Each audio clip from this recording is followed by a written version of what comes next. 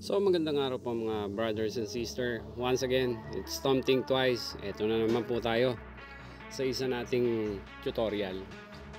Ito po ay tutorial tungkol sa tanong ng karamihan na walang computer, walang laptop, hindi nila mapuntahan ang desktop mode para makita nila ang mga settings nila, lalo na pag nag-upload kung paano aayusin ang bawat setting.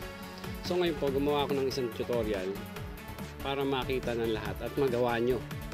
Makapunta kayo sa desktop mode na gamit nyo lang is cellphone. So ngayon po, una nyong gagawin, pupunta kayo ng inyong Chrome, and then pagpunta nyo sa Chrome, ayan, search nyo lang youtube.com desktop site. And then enter. Sa una po makikita nyo, mga installed na ang mga YouTube app nyo. So pupunta kayo dito sa kaunahan, and then andyan po yung sign in. Makikita nyo, ayan, sign in yan, diba? So pag sign in po, yun sa akin po naka-sign in na, pero yun sa inyo, isa-sign in nyo pa lang, magla-login pa lang kayo, and then enter. Okay, so naka-sign in na po siya. So ayan, makikita nyo na nasa desktop mode na po ang ating cellphone. Hindi ko po ma-log out dahil pag nilog out ko po, makikita nyo lahat ng channel ko, and then makikita nyo rin pati email ko. So ayan po, ngayon makikita nyo na nasa desktop mode na tayo.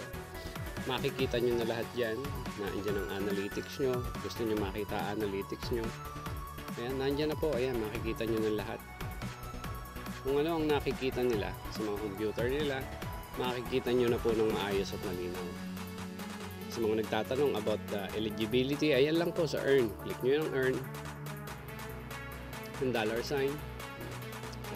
Makikita nyo na kung ano ang inabot na eligibility ng mga channel nyo. So ayan po, siguro nasagot ko na ang mga tanong nyo. Kapag kayo ay mag-upload, ayan po, punta lang kayo sa create, makikita nyo na po yan. Pag upload nyo, makikita nyo na ang mga settings nyo. Okay, ayan, select, ganyan lang po, ganyan lang siya kadali. Siguro naman po nasagot ko na ang katanungan ng karamihan. Good luck to all, and once again, it's Tom Think Twice, and see you in my next tutorial.